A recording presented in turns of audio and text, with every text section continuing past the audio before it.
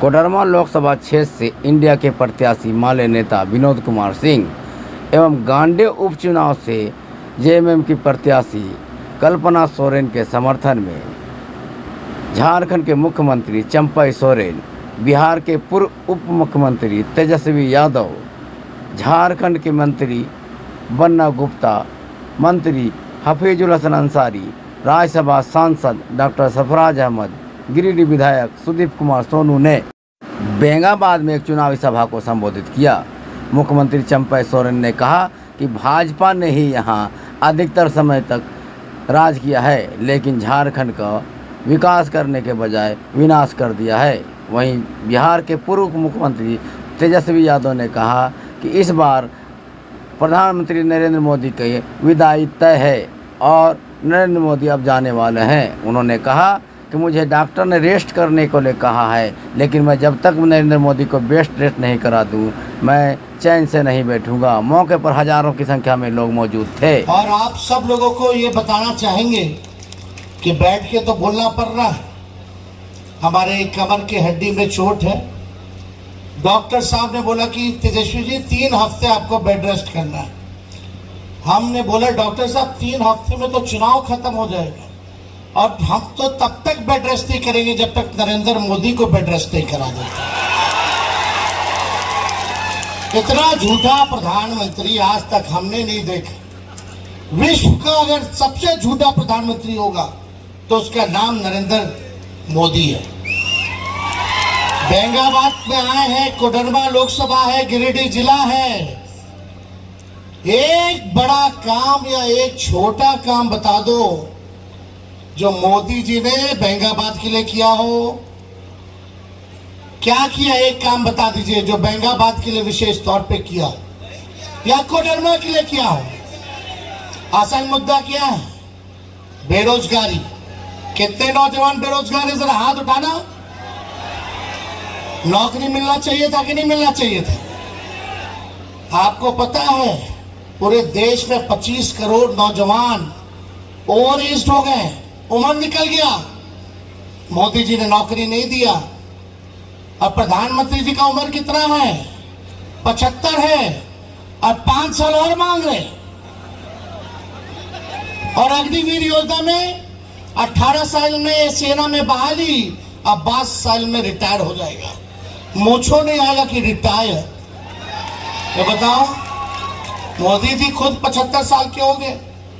हम तो पूरा उम्मीद लगाए बैठे थे कि जो इन्होंने एक नीति बनाई है, प्रधानमंत्री मोदी जी ने नीति बनाई थी कि जो 75 साल का हो जाएगा उसको मार्गदर्शन मंडली में भेज देंगे। अब तो उनका जाने का समय हो गया है। अब तो अपनी ही बनाई नीति पे कम से कम कायम तो उतरे प्रधानमंत्री। हमारे नौजवानों को 22 साल में रिटायर कर रहे हो, सबका 25 करोड़ नौजवानों को आपने ओवर एज करा दिया और 5 साल किस मुंह से आप मांग रहे? पढ़ाई, दवाई, कमाई, सिंचाई, सुनवाई और कार्रवाई वाली हमको सरकार चाहिए थी। 10 साल मौका आप लोगों ने दिया। 10 साल वो प्रधानमंत्री रहे, क्या यहाँ एक भी कारखाना खोला? पलायन रुका, गरीबी मिटी, महंगाई घटी, आय दुगुना हुआ हमारे किसानों का? कुछ नहीं हुआ। कोई अच्छा अस्पताल बनाया हो तो बताओ, कोई बढ़िया विश्वविद्यालय बनाया हो तो बताओ, कोई अच्छा मॉडल स्कूल बनाया हो तो बताओ। कोई काम नहीं। लेकिन बहन कल्पना जी अपने सरकार के कामों को गिनाया कि इन्होंने क्या क्या काम किया। हम लोग मुद्दे की बात करते हैं, हम लोग काम पे वोट मांगने आए, हम लोग आपके भविष्य को बेहतर बनाना चाहते हैं। और ये भाजपा का लोग आपके हाथ में तलवार बांट के नफरत की राजनीति करना चाहता है, आपके भविष्य को बिगाड़ना चाहता है।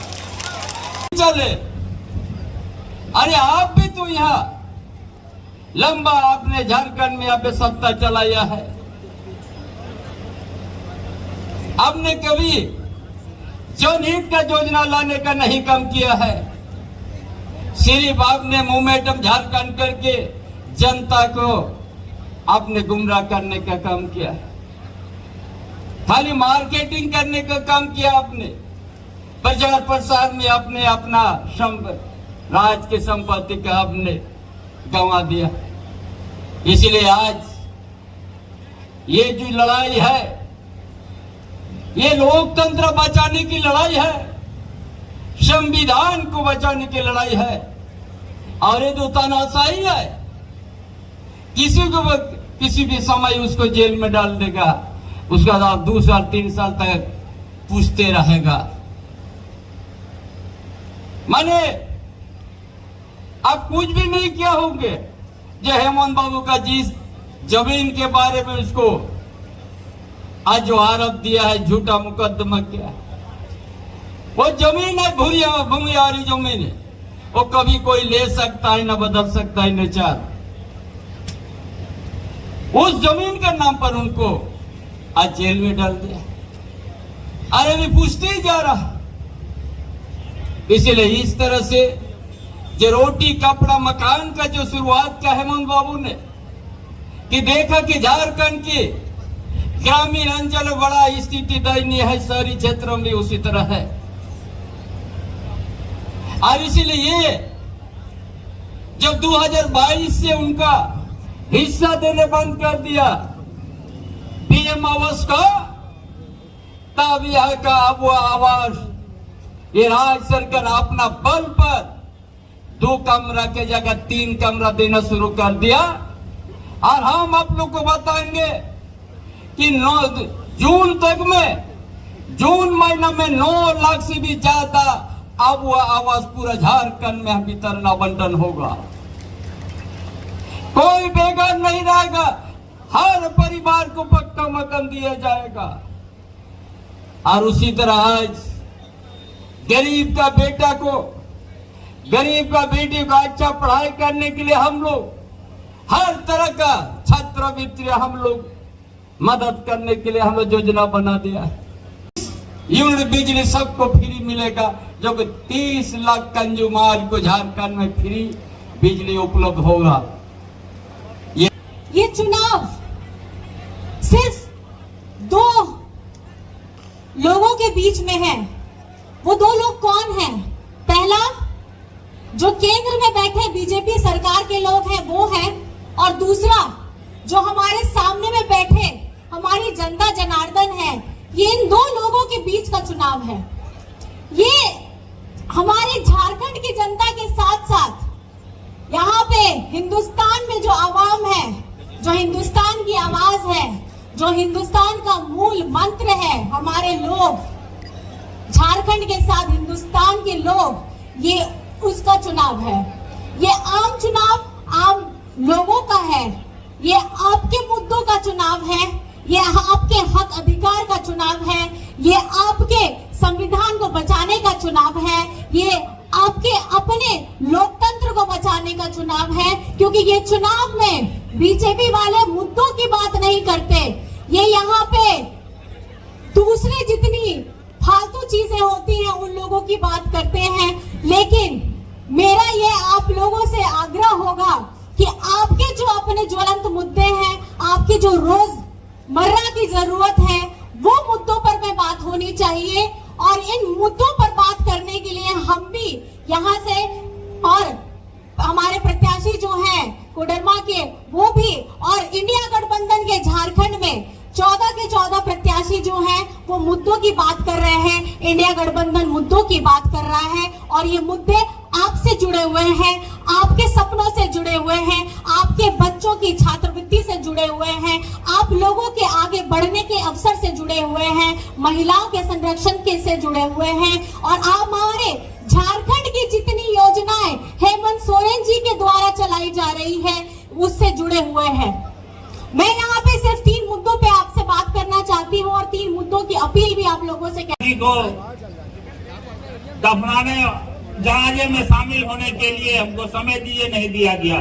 उसी तरह झारखंड में भी झारखंड के गांधी, हम सबों के आदर्श आदरणीय गुरु जी के बड़े भाई का जब देहांत हो गया तो हमारे नेता हेमंत बाबू ने भी 1 दिन का समय पैरोल मांगा कि हम अपने बड़े पापा का अंतिम संस्कार में जाएंगे उनको भी नहीं दिया गया।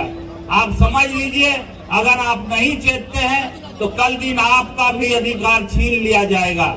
और इनका मानसा है कि किसी तरह 400 सीट ला करके हम यहाँ संविधान में छेड़छाड़ करेंगे। जो बाबा साहब अम्बेडकर ने दिया है, इसी को बचाने के लिए आप सभी को बहुत बहुत धन्यवाद। जय हिंद, जय झारखंड। जीने वाले लोग हैं और झारखंड का मतलब है भगवान बिरसा मुंडा का झारखंड। झारखंड का मतलब है सिद्धू कानू का झारखंड। झारखंड का मतलब है दिसम गुरु शिबू सोरेन का झारखंड। झारखंड का मतलब है शहीद निर्मल महतो का झारखंड। इसलिए झारखंडी डरने वाले लोग नहीं है, हम उलगुलान करने वाले लोग हैं, लड़ने वाले लोग हैं। आपको बहुत बहुत धन्यवाद और आभार करने आए हैं। लास्ट से जाति को 7 के दुल्हार संगुर जोहार जोहार।